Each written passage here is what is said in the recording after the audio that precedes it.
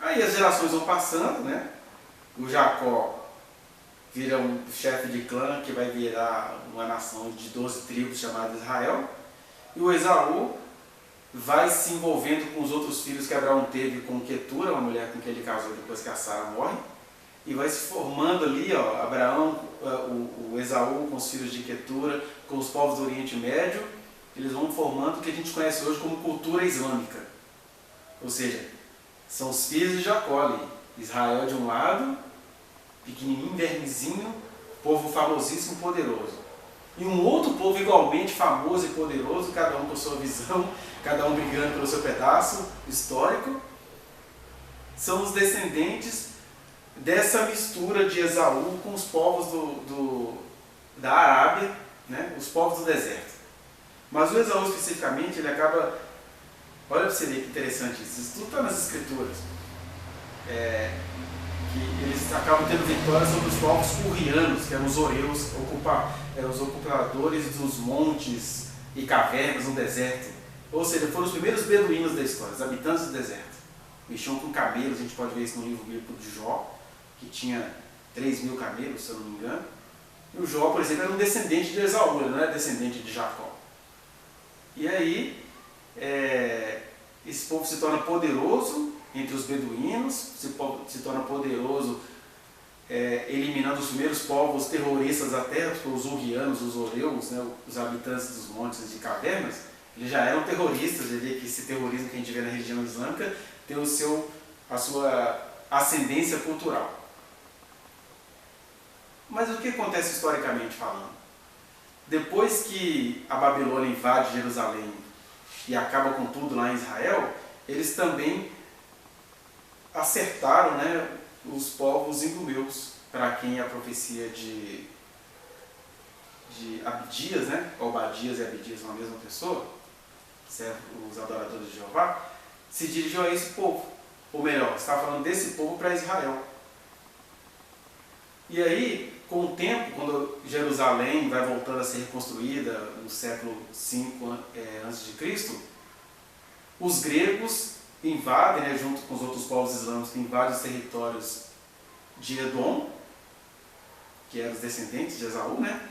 E eles passam a ser chamados de idumeus e nabateus, quando eles começam a se misturar com esses povos do Oriente. E aí, no ano 70, em que foi destruído o templo de Jerusalém, o rei Herodes também, misturado com Roma, acaba com o que restou de Esaú. E aí você tem esse intervalo aí, da destruição do templo até 1948, que é criado o Estado de Israel.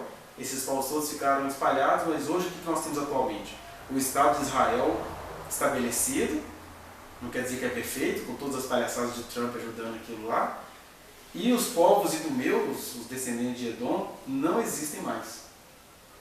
Do mesmo jeito que os cananeus não existem mais, conforme a intuição que Noé teve lá atrás, os descendentes de Esaú não existem mais. E a profecia é exatamente mostrar isso. Por que os povos, que o povo de Esaú não existe mais? Porque a promessa, quando os meninos eram pequenininhos, é que o mais velho ia servir ao mais moço, ou seja, é um povo que podia estar existindo. Mas o que acontece, e é sobre isso que o Abdias está falando, é que Esaú, os descendentes de Esaú tinham tanta raiva, tanto ódio, tanta inveja de Israel, que toda vez que eles viam Israel na ruína, eles faziam festa. É mais ou menos parecido com o que acontece no Brasil entre coxinha e pão com mortadela, né? Fica um torcendo pela desgraça do outro. E a gente tem que preparar os nossos espíritos para a gente não atrair um juízo desse sobre nós, porque a profecia é pesada, ela só vem para dizer assim, ó, o que vocês fizeram, vocês vão receber a retribuição. Bem na linguagem que eles entendiam, porque eles eram sacanas. Israel estava ruim, quando a Babilônia invadiu Jerusalém, botou fogo em Jerusalém, os oreus, misturados com os idumeus, chamaram outros povos para ajudar a destruir mais ainda o que restava de tanta festa que eles fizeram. Né? Seria semelhante a você dar uma cervejada porque o Aécio foi preso, coisa que nunca vai acontecer então no Brasil. Mas você teve, quando o Lula foi preso, os idumeus culturais agindo assim. Você tem daquele dono de prostíbulo lá em São Paulo, Osmar, alguma coisa, ele chegou a festejar, assim, colocou uma imagem do Sérgio Moro de um lado, a da Carmen Lúcia do outro, e apertando o pescoço de uma mulher que estava toda nua, com a faca no pescoço dela, e dizendo que ia pagar a cervejada para o juiz Sérgio Moro. Quer dizer, era esse tipo de festa escrachada, de zombar daquilo que você pensa que é desgraça dos outros? É desse tipo de coisa que está sendo tratado aí no livro de Abdias, ou do profeta Obadias. Que no caso lá aconteceu, era uma nação rindo da miséria da outra. Por que eu falei que é aquilo que a gente pensa que foi a desgraça do outro? Porque aquilo que eles estavam achando que era a desgraça de Israel, na verdade aquilo era só a chance de Israel se reconhecer. Nabucodonosor chega na Babilônia, bota fogo em tudo, o povo viu que tudo acabou, mas era um povo que tinha uma promessa de Deus: olha, é só clamar que vocês vão entender o que está acontecendo.